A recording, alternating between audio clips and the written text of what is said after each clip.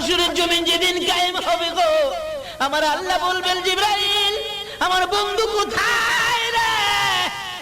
আমার বন্ধু না আসা পর্যন্ত বিচারের কাজ শুরু হবে না।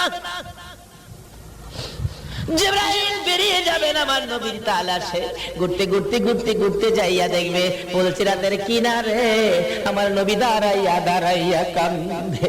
জিবরাইল ডাকবেন ইয়া রাসূলুল্লাহ বিচারের কাজ শুরু হবে, আসুন। আমার নবীর জবাব দিবেন না, আবার ডাক দিবেন ইয়া রাসূলুল্লাহ বিচারের কাজ শুরু হবে, আসুন। নবী জবাব দিবেন না। তিনবারের মাথায় নবীজি মুখটা যখন ফিরাবে, জিবরাইল দেখবে আমার নবীর চোখের পানি পড়তে পড়তে দুইটা সাইড কালো হইয়া গেছে। জিবরাইল দেখবে আমার নবীজির দুই পাশে কাদা মাটি লাইগা রইছে। জিবরাইলকে চিৎকার মারবেন ইয়া রাসূলুল্লাহ চোখের দুইটা সাইড কালো কেন, আরে কাদা মাটি কেন?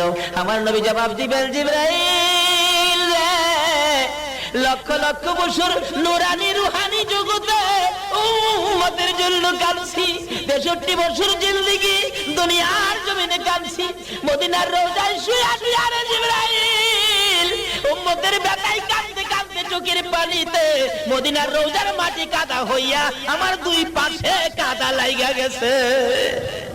আমার আল্লাহ জবাব দিবেন জিবরাইল রে আমার বন্ধুর চোখের দুইটা সাইড কালো হওয়ার কারণ হলো উম্মতের মায়ায় কাঁদতে কাঁদতে আমার বন্ধুর চোখের দুইটা সাইড কালো হইয়া গেছে। জোরে জোরে কন্যা সুবহানাল্লাহ। জিবরাইল বলবেন ইয়া রাসূলুল্লাহ চলুন বিচারের কাজ শুরু হবে।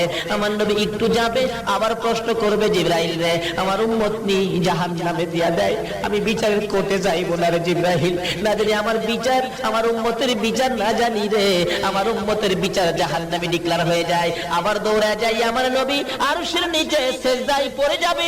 আমার আল্লাহ বলবেন বন্ধু মাথা উঠাও, কথা দিলাম গো তোমার একটা উম্মতই আমি জাহান্নামে দিব না।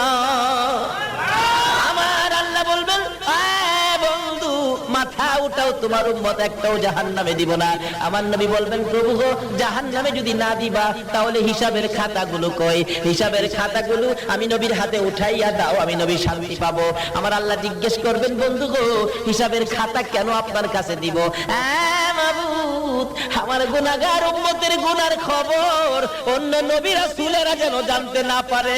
আমার আল্লাহ বলবেন বন্ধু গো অন্য নবী রাসূলেরা তোমার উম্মতের গুনার খবর জানলে তুমি লজ্জা পাইবা আমি জানি, সেই জন্য অন্য নবী রাসূল জানবে দূরের কথা, আমি তোমাকেও জানতে দিব না। তোমার উম্মতের গুনাহ আমি আল্লাহ maaf করে দিব। দয়ার নবী মায়ার নবী ক্ষান্ত হবেন, একটু শান্ত হবেন, দৌড়াদৌড়ি করবেন। আমার উম্মতগুলো কই? উম্মতগুলো একসাথে জমায়েত করবেন। আমার আল্লাহ বিচারের কাজ শেষ করে বলবেন বন্ধু গো এবার আপনার উম্মতের বিচার শুরু হবে। আমার নবী দুইটা চোখের পানি ছেড়ে দিবেন। আমার উম্মতের সামনে আমার উম্মতের বিচার আমি সইতে পারবো না। তুমি কি বিচার করবা গো? আমি নবী সামনে দাঁড়াইলাম, বিচার করো। আমার আল্লাহ বলবেন বন্ধু আসো তোমার উম্মতের বিচার করব।